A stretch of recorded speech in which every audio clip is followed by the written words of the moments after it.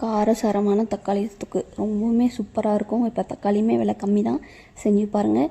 அதுவும் தக்காளி தொக்கு செஞ்சு இந்த வானலில் கொஞ்சமாக சாதம் போட்டு பரட்டி சாப்பிட்டா அப்படி இருக்கும், ரொம்பவே டேஸ்ட்டாக இருக்கும். வாங்க எப்படி செய்யுதுன்னு பார்க்கலாம்.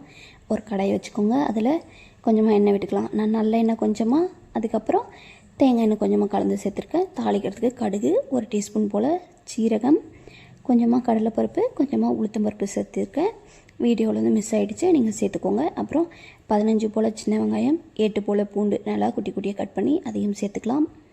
வெங்காயம் நல்லா வதங்கி வரட்டும். இப்போ நம்ம காரத்தில் பாதி அளவுக்கு வந்து நான் பச்சை மிளகாய் எடுத்திருக்கேன். 2 பச்சை மிளகாய் எடுத்து நல்லா கீறிட்டு சேர்த்துருக்கேன். என்னடா பச்சை மிளகான்றீங்களே, கொஞ்சம் கலர் மாறி இருக்குன்னு பார்க்காதீங்க, லைட்டாக பழுத்துருச்சு. மிளகா சேர்த்துட்டு நல்லா கலந்துட்டுருங்க. இப்போ வந்து தக்காளி வந்து நான் நல்லா பழுத்த தக்காளி 5 தக்காளி எடுத்துருக்கேன். குட்டி குட்டியாக கட் பண்ணி அதையுமே சேர்த்துக்கலாம். தக்காளி நல்லா சேர்த்துட்டு நல்லா வெந்து குழையட்டும். லைட்டாக கிளறி மட்டும் விட்டுருங்க அடிக்கடி. இதில் நம்ம எந்த வித மசாலா பொருளுமே ஆட் பண்ண போகிறதில்ல. இந்த தக்காளியோட ஃப்ளேவரில் மட்டுமே இது இருக்க போது. அப்புறம் இப்போ டேஸ்ட்டுக்காக கொஞ்சமாக உப்பு சேர்த்துக்கலாம். உங்களுக்கு எந்த அளவுக்கு உப்பு தேவையோ அந்தளவுக்கு உப்பு சேர்த்துட்டு இதையும் நல்லா கலந்து விட்டுருங்க.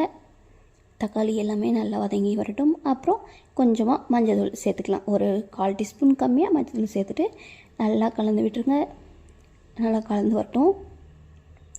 இப்போ பாருங்கள், லைட்டாக தண்ணி கொதிச்சு வருது. இப்போ வந்து நீங்கள் தீது அப்படின்னு சொன்னால் மீடியம்ஸ் வச்சுக்கிட்டு நல்லா கிளறி விட்டுட்டே இருங்க. அப்படி இல்லைனா சிம்மில் கூட வச்சுக்கலாம். இப்போ பாருங்கள், ஓரளவுக்கு சுண்டி வந்தாச்சு. இப்போது நான் பாதி அளவுக்கு தானே மிளகாய் போட்டிருந்தேன். இப்போ வந்து மிளகாய் தூள் உங்கள் காரத்துக்கு ஏற்ப போட்டுக்கோங்க.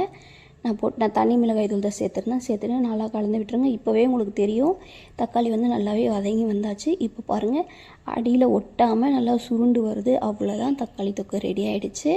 ரொம்பவுமே சூப்பராக இருக்கும். இந்த டைமில் கொஞ்சமாக கருவேப்பிலை சேர்த்துக்கோங்க. அவ்வளோதான், பாருங்கள் எண்ணெய்லாம் பிரிஞ்சு நல்லாவே கொதிக்குது. அவ்வளோதான், இதை கொஞ்சம் கிளறி விட்டு ஒரு 30 செகண்ட்ஸ் அப்படியே விட்டுருங்க. ரொம்பவுமே சூப்பராக ரெடி ஆகிடுச்சு. நம்ம மசாலா பொருள்லாம் எதுவுமே சேர்க்காமல் தக்காளியோட ஃப்ளேவர்லேயே ரொம்பவுமே சூப்பராக இருக்கும். ஒரு டைம் ட்ரை பண்ணிவிட்டு எப்படி இருக்குன்னு கமெண்ட் பண்ணுங்கள். நம்ம சேனல் நிறைய பேர் சப்ஸ்கிரைப் பண்ணாமலே பார்க்குறீங்க. ஒரு சப்ஸ்கிரைப் தானே பண்ணிக்கோங்க மக்களே. அவ்வளோதான, வேறு ஒரு பாத்திரத்துக்கு மாற்றிட்டேன். இது வந்து 2 பேருக்கான அளவு தான்.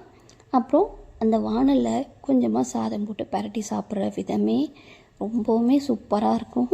உங்கள் ஃபேமிலி அண்ட் ஃப்ரெண்ட்ஸ் கூட ஷேர் பண்ணிடுங்க. சப்ஸ்கிரைப் பண்ணுங்கள் மக்களே.